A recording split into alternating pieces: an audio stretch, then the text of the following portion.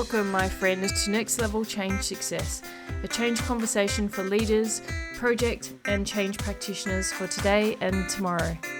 My name is Therese Perez of myvirtualchangemanager.com, and I'm an experienced change and project professional and people leader with many years of experience in the industry. I love business, and I love the people side of business especially. So nothing lights me up more than seeing people use change management, project management, and strong change leadership to engage, motivate, and inspire people, and ultimately transform organizations. If you've heard about change management and have no idea of what it involves, then you're in the right place. If you know about change management, but you want to take your practices to the next level, then this is where you should be. I'm going to share the stories of my experiences, interview some fantastic people, and I'm going to explore all of the challenges and opportunities that you face in organizations right now. So please join me and let's go and have some fun. Hello, and welcome to another episode of Next Level Change Success. My name is Therese Perez, and I'm the founder of myvirtualchangemanager.com. I'd like to acknowledge that I am recording on Tharawal country today and pay my respects to the traditional owners and custodians on the land on which I am recording. It's a beautiful sunny day when I'm recording, just to let you know. It always lifts my spirits without doubt, even though we are now heading into autumn and the chill is definitely in the air in the mornings, but it's beautiful. Change in nature is the ultimate change, where we get very clear that change is very, very constant. I'd imagine if you're sitting in the Northern Hemisphere, you are getting excited about the possibility of spring, and hopefully your day's getting a little bit warmer as you're heading into, I think, some of the more exciting change of season, spring and summer. But I certainly absolutely enjoy the change of season. So I definitely love autumn and spring. I think they're beautiful. It's nice to see that nothing stays the same. Talking about digital change today, and this is one of the most, if not the most common forms of change in organizations. And because tech, it's always changing. Technology needs platforms, the need to update things, to streamline processes, to get efficiency in organizations, and technology is often the driver of that. So there's also some short-term pain with it, because it obviously at times does mean significant investment in tech. However, the outcomes far outweigh the investments, and it should whenever it comes to business. But if you experience delays, if you experience issues as you're going through and introducing that change or even building the products, these can be very, very expensive for organizations. And yes, absolutely, it's a form of change that I have worked on. Oftentimes in change, there's big demand for those who work on tech change, because it is so popular. And oftentimes for change managers, the entry point in their change career is via tech. And once you've developed and change plans for a lot of different tech implementations, you start to know the pitfalls and the dangers with digital transformations. So it is worth investing in some change practitioners who have been through that type of delivery, and whether that be your project manager, your business analyst, your change manager, all of them will be hypersensitive to the risk around this type of delivery, and quite rightly, because it can be expensive. And for those who've worked on that change before, they are absolutely clear on the risk that lies with these type of transformations. So let's get into the 5 areas where people can find that you come unstuck with digital transformations. The intent from the executive around the introduction of the piece of tech is really important to be clear on, because you want to make sure that the intent behind the investment is realized. And what I mean by that is that it often comes unstuck where partway through delivery or build, that the tech team who are working really hard behind the scenes, the change manager, the project manager, etc., they hit a wall and they need to go back to the steerco or the sponsor and ask some questions about design. And this starts to elicit, I think, some of the common questions that should be asked at the very outset of the piece of work around the intent, what the benefits are meant to be, and how far down the path do you want to look at innovation. One of the key things that I find with tech-driven improvements is that there can be an overreach which happens through the development cycle where people start to get attracted by bells and whistles when oftentimes tech delivery is about building strong foundations. And they can get so caught and off track with bells and whistles like this funky functionality, this plugin that you can implement and bring into this piece of tech, especially with other key front-end systems or new workflow systems, that they start to introduce functionality that the end user will never use. There's only a certain percentage of the population who take the time or who understand the tech to the nth degree where they will use all of the features of it.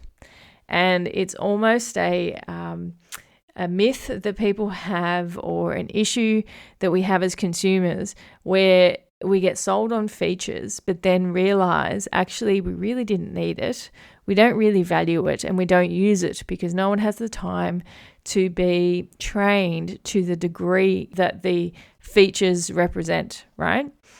So if you even think about yourself, like I know with myself that my iPhone has a lot of features that I don't use. I will take photos with it. I will make calls with it, obviously. I will text with it like crazy. I will post things, obviously, on social media. I will use some apps on it, absolutely.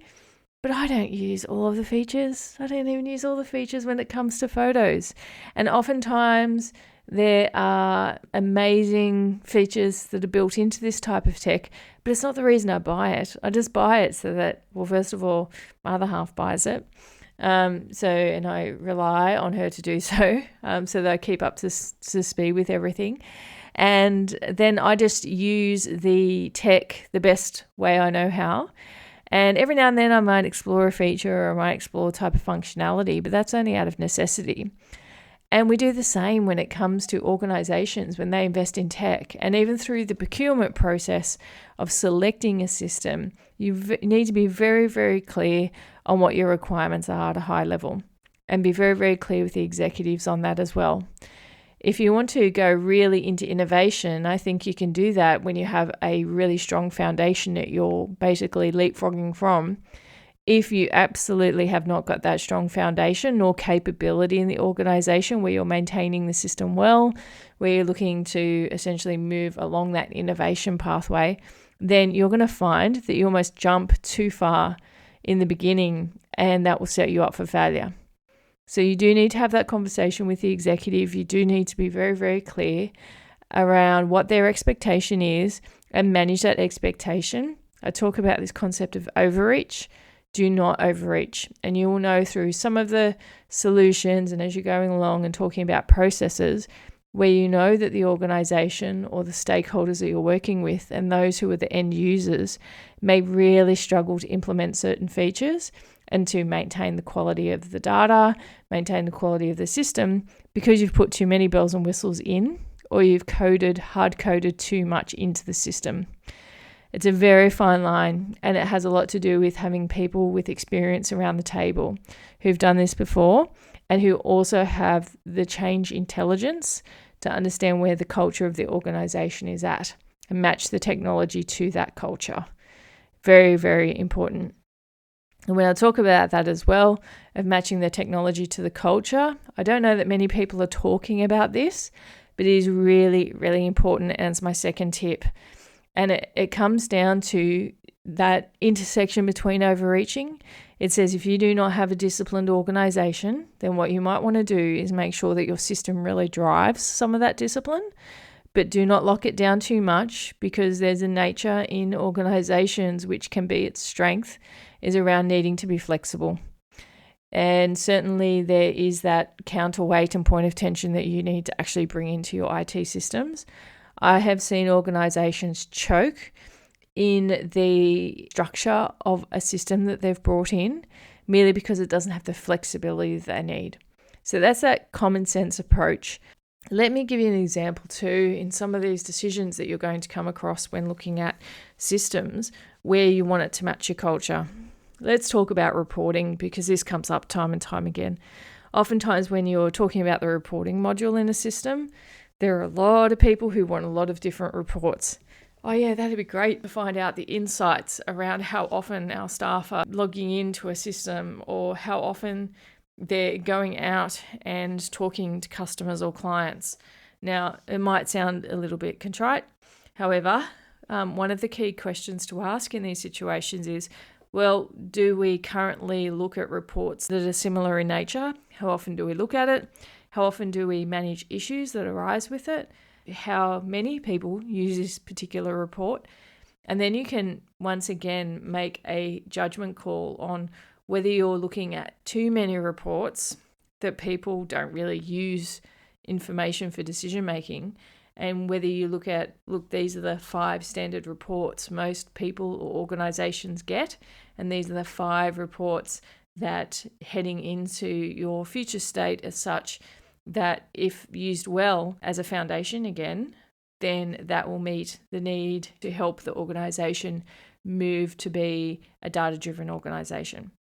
Sometimes it's just a very frank conversation about the fact that the organization may not be mature in a certain way of doing business, and that if you do not want to overinvest initially, then you need to see how you can taper the enthusiasm somewhat and use it more as a stepping stone, and then look at, after you roll out the system, what you put into your backlog of works, and then how you improve from there if the adoption of that system is shown to be quite strong and that you might have underestimated that maturity. It's not often the case when you're implementing a system, especially if it's a multi-million-dollar one, especially if it's over a number of years, because there's a whole new rhythm when a new system comes into play. So you need to consider some of those strategic decisions up front about how far to innovate, then also matching the system with the cultural aspects of your organization and where it's up to. There's also one of the key things there is about the lack of engagement with those who are impacted by the system, the key users of the system. And then, it gets to testing happens, and all of a sudden, boom, there's a whole big gap between what the actual business does versus what the system can do. A lot of rework required. This is one of the biggest danger areas for you if you are operating on and working on digital transformation. If you haven't had key checkpoints and showcases with end users up front. In fact, I would go to say that the best and the most savvy digital implementations are those where human-centered design principles are used way up front. And the reason I can see why this often doesn't happen is because you've got technology areas delivering the tech solution, right? And they're not used to human-centered design principles. You have a lot of tech experts, so they know code, they know systems, they've done system implementations probably for decades in a very, very waterfall way or even in an agile way. Recently, however, the fatal flaw happens at the beginning without enough business participation. And I would say that one of the downfalls to Agile is that there might be a product owner in those scrums, but one voice is not enough. And without having a whole ideation session looking at exploring the solutions to the problems that the business has and how the system might solve for some of them, where a business process might solve for some of them, these are just key upfront areas that you need to explore with those using the system. Not enough sitting with the problem at the very beginning and then get to the end and delivery and certainly needing rework because what's been implemented doesn't work. So there's a number of areas or stages in any digital transformation where you have the opportunity to engage impacted stakeholders and end users. And even if it's external customers, one of the fantastic things that Google and other tech companies do is have like a brain's trust of customers who are happy to beta test, provide feedback, see what works. And that co-design and collaboration always results in a better end product, right? So that whole opportunity gets missed. What a goldmine of an opportunity. And yet organizations continue to go down the path of entrusting tech projects to tech areas. If anything, tech areas should be treated like a supplier and a service area for customer-centric areas where they have need to solve problems, a need to explore issues, and a need to get better return on investment for the organization. So that whole paradigm needs to shift. You cannot have what we say often is the tail wagging the dog. So having tech make decisions, it should be the business making an informed decision when explained to them from the tech area about what options they have, because oftentimes there are options. And the business area should decide on what trade-offs they want to make as part of their design process. So please, please, please, we talk about in my virtual change manager that change matters because people matter. Well, people matter in this whole construct because people are the ones who are creating processes. They will go around systems to create their own processes if systems do not serve their need. And I often think about it when looking at any sort of tech change in organizations. And I think sometimes they are definitely the paradigm or the power given to tech areas is sometimes very overrated and should not happen. It should be more to the customer-centric areas, more to the human-centered design discipline to bring people together to get better outcomes and better solutions from such large investments. So you can tell I'm a bit passionate about it because I've seen it time and time again. I've had to fight fights of really getting the end users into the room with the tech people to really get an understanding of what has been designed. Even to the point where there may be the point where you're just managing the change side of things and then you're unpacking actually the terminology used in the system is not at all what gets used in the business now. And then just having to vocalize and make sure that you fight for, well, this isn't an intuitive system. Nowadays, not having intuitive systems is just crazy. That there might be things that just aren't easy to use when so much tech in the world now is about simplifying and streamlining. So it's really, just because you're a big organization or a medium-sized organization doesn't mean you have to have the most complex system.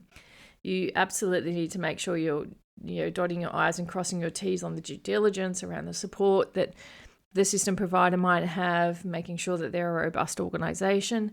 But it's not necessarily that you're okay to put up with tech that's clunky anymore. We're in 2024. That might have been the case in the 90s, but certainly not in 2024.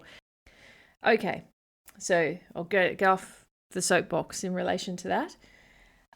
So definitely consultation of end users and even upfront is really, really key.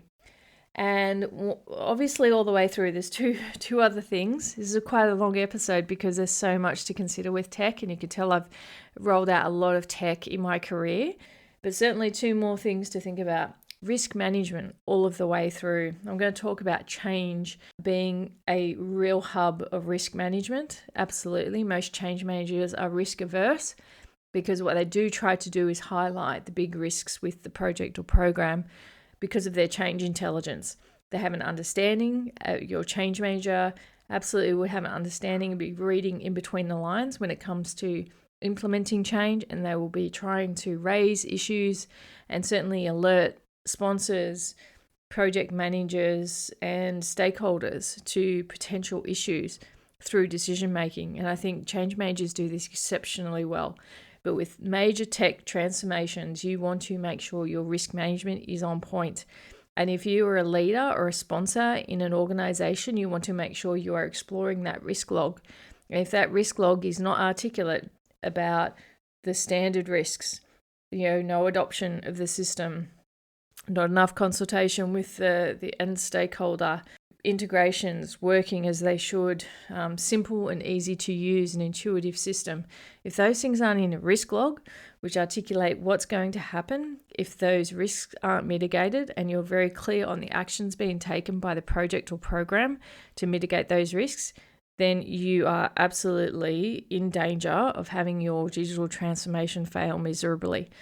So they're the clues that you want to look into if you're a sponsor or you're a leader, if those things aren't articulated well when it comes to the project or program. And once again, doesn't matter what size of organization you have, doesn't matter how big the investment is, you just want to make sure that someone's really got their eye on the risk, and that as a leader and a sponsor, you're across it and getting kept up to date and having enough confidence in the actions being taken to mitigate that. Then, lastly, operating model changes.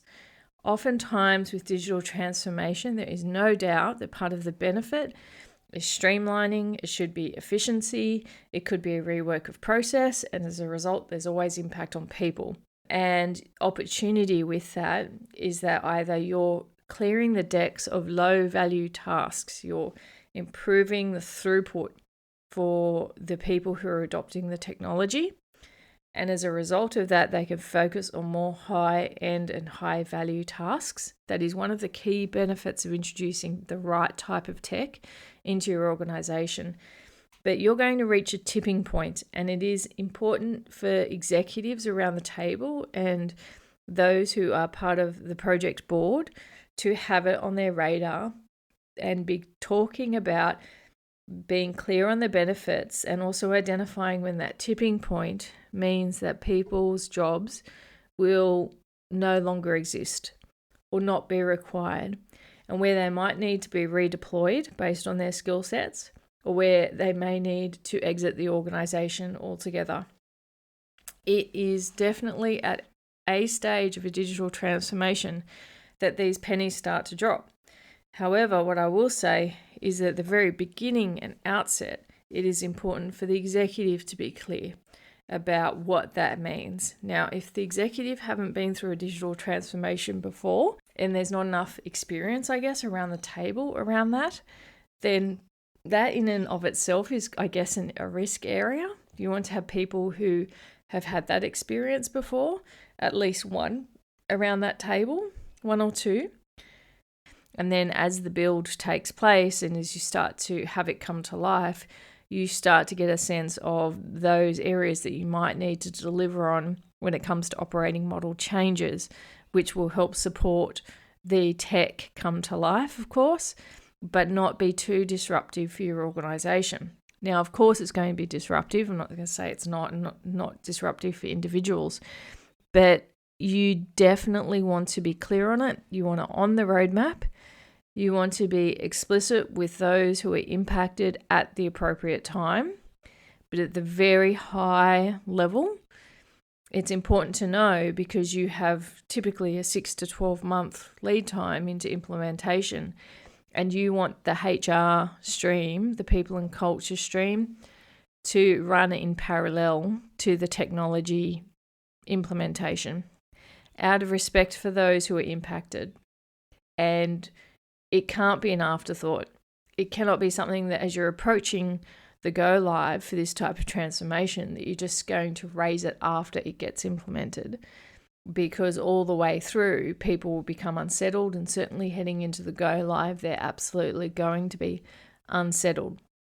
Now, you might have, as I said, skill sets and capabilities you want to retain in the organization, and so you want to redeploy those to other areas, but all of that mapping needs to happen. The discussions with the people leaders need to happen. The people leaders are going to need to lead the change with that, and as are the people and culture area.